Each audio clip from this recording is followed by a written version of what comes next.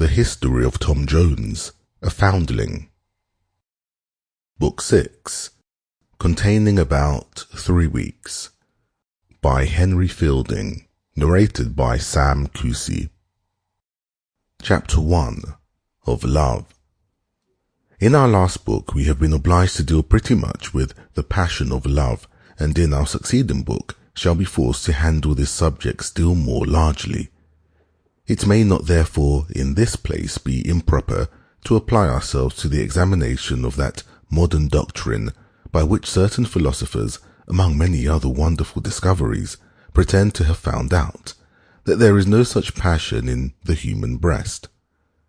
Whether these philosophers be the same with that surprising sect who are honourably mentioned by the late Dr. Swift as having, by the mere force of genius alone, without the least assistance of any kind of learning, or even reading, discovered that profound and invaluable secret that there is no God, or whether they are not rather by the same with those whom some years since very much alarmed the world by showing that there were no such things as virtue or goodness really existing in human nature, and who deduced our best actions from pride, I will not here presume to determine.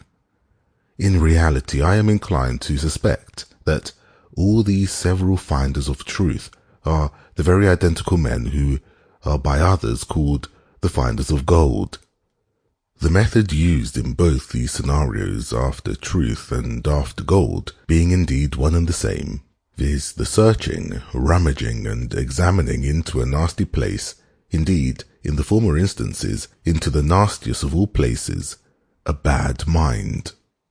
But though, in this particular, and perhaps in their success, the truth-finder and the gold-finder may very properly be compared together, yet in modesty, surely, there can be no comparison between the two, for whoever heard of a gold-finder that had the imprudence or folly to assert, from the ill success of his search, that there was no such thing as gold in the world, whereas the truth-finder, having raked out that Jake's, his own mind, and being there capable of tracing no ray of divinity, nor anything virtuous or good, or lovely or loving, very fairly, honestly, and logically concludes that no such things exist in the whole creation.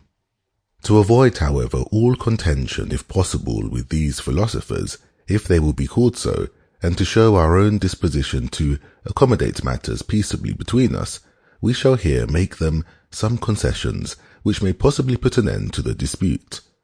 First, we will grant that many minds, and perhaps... Sample complete. Ready to continue?